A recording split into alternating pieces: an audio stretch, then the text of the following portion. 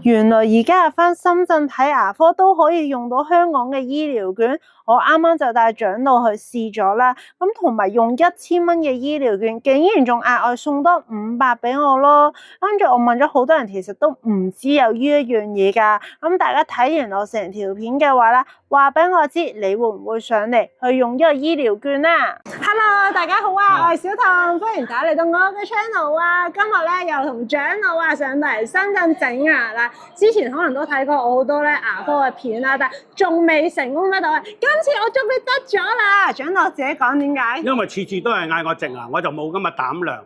今次就係用呢個活動假牙，同埋呢度最大嘅優點可以用到醫療券啊，所以信心啊大好多咯。冇錯啊，深圳其實咧唔多間用得到嘅，大家想知道係邊間嘅話咧，就記得睇落去啦。而大家都中意我呢啲個人分享嘅話啦，亦都記得免費訂閱、分享同讚好我嘅頻道啦。今日咧就係帶長老嚟到深圳愛康健醫院啦，長老講嘢要有牙力，睇牙要有實力。冇錯，我細個就聽過㗎啦。好啦，入去啦。好，入去。而點解我哋揀依間呢？係因為佢係長者醫療券大灣區試點計劃之一啦。所以咧唔係深圳間嘅口腔診所都用到醫療券嘅嚇，大家就要留意啦。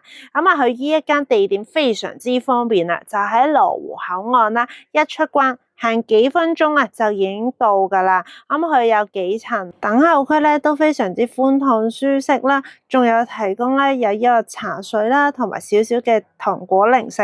我哋嚟之前咧，其實都喺網上啦，都係預約咗，其實都可以 WhatsApp 預約啊，嗰啲都非常之方便咯。我哋搭 lift 一入到去啦，都已經咧見到有好多呢個長者醫療券計劃啦，嗰個使用流程咯，都非常之方便嘅。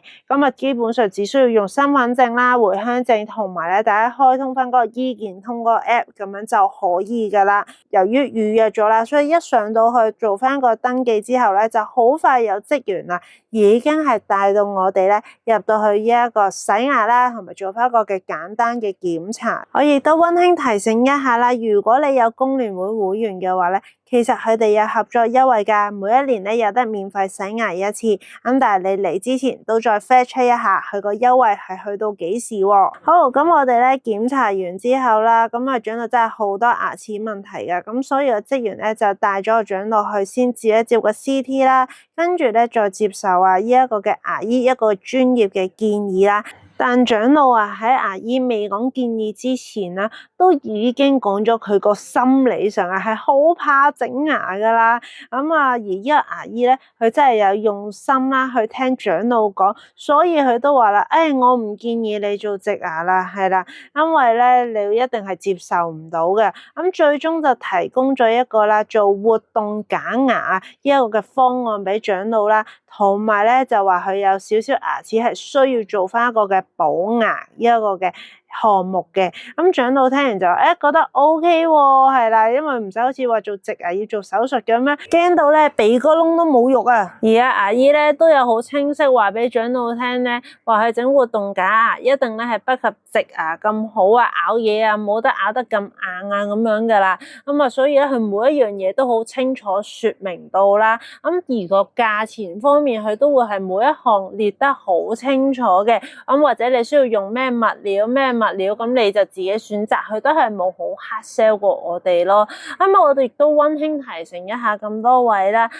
其實咧嗰個職員都幾好嘅，因為佢知我哋會使用醫療券啦。而咧原來係做某一啲特定嘅項目嘅話咧，你譬如使夠1000蚊，原來咧係政府會額外送多500蚊俾你咯。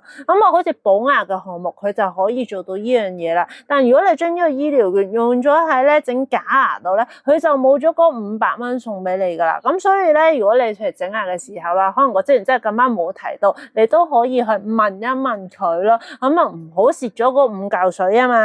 而整個嘅整牙流程咧，佢亦都好清楚話俾我哋聽咧，全程咧亦都係同一個醫生咧去為我哋去跟進嘅。好似長老嘅情況啦，佢仲要咧係上多嚟3次，因為有一次要補牙啦，同埋做呢個假牙倒模，跟住然後咧就試下個模啦，然後咧就最後拎到真實嘅假牙啦。長老整完牙啦喎，感覺如何先？相當之好啊！咁今次我暫時都未有打算做植牙，都係做移動假牙。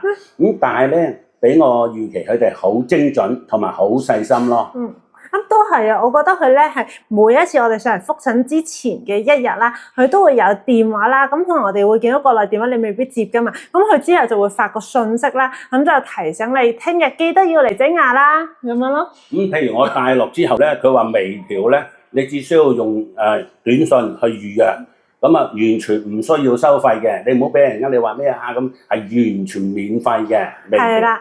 即係你想揾翻同一個醫生證咧，就嗰個短信佢指嘅意思，即係微信係啦，去 book 啦。因為通常呢啲嘢都係我幫佢搞噶啦，呢啲。